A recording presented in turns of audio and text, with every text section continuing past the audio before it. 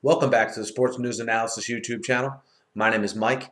I'm continuing my 2014 NFL Draft team needs analysis, and this video is for the Chicago Bears. The Bears have the 14th pick here in the first round. All right. For a long time, the Bears' problems originated on the offensive side of the ball, particularly under Lovie Smith. They've sort of taken a complete turnaround here where the offensive side of the ball is pretty stable, but it's on that defensive side of the ball where I see some major improvements need to be made.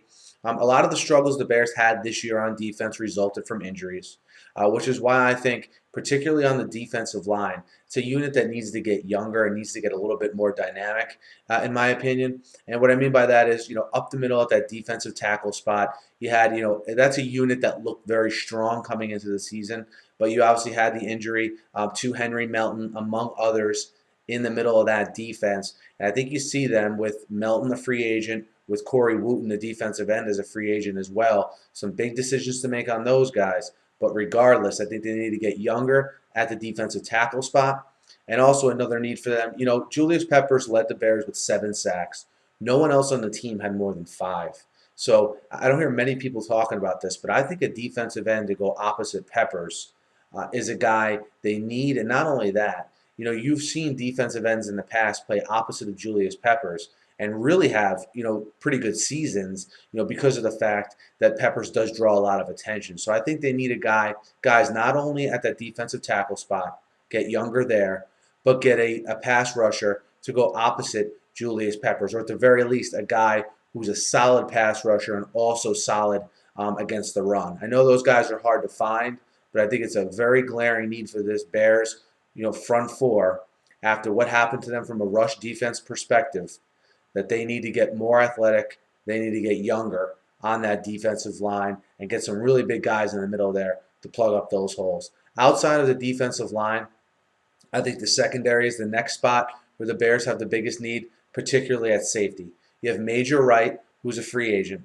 You also have Chris Conte, both of whom struggled mightily last year, particularly, in run defense with their tackling. I mean, Lance Briggs led the team with 18 missed tackles, and you had the 2 safeties, second and third, with 16 and 15 missed tackles respectively. And I don't expect them to bring Major Wright back. I think they can definitely upgrade Chris Conte, and we'll see if they do that during the draft. But, the run defense for this team was under the microscope, for the last half of the season especially, and rightfully so.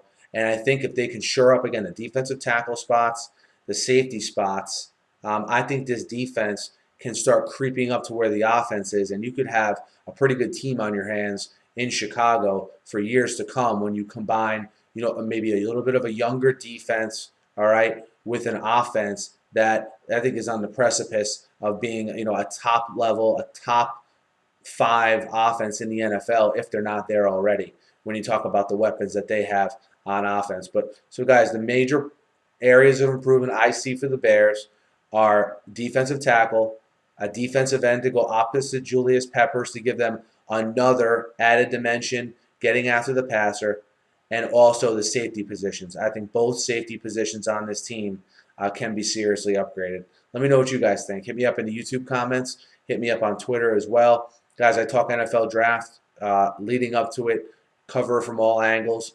Also, previewing every playoff game as well, so be sure to check those out.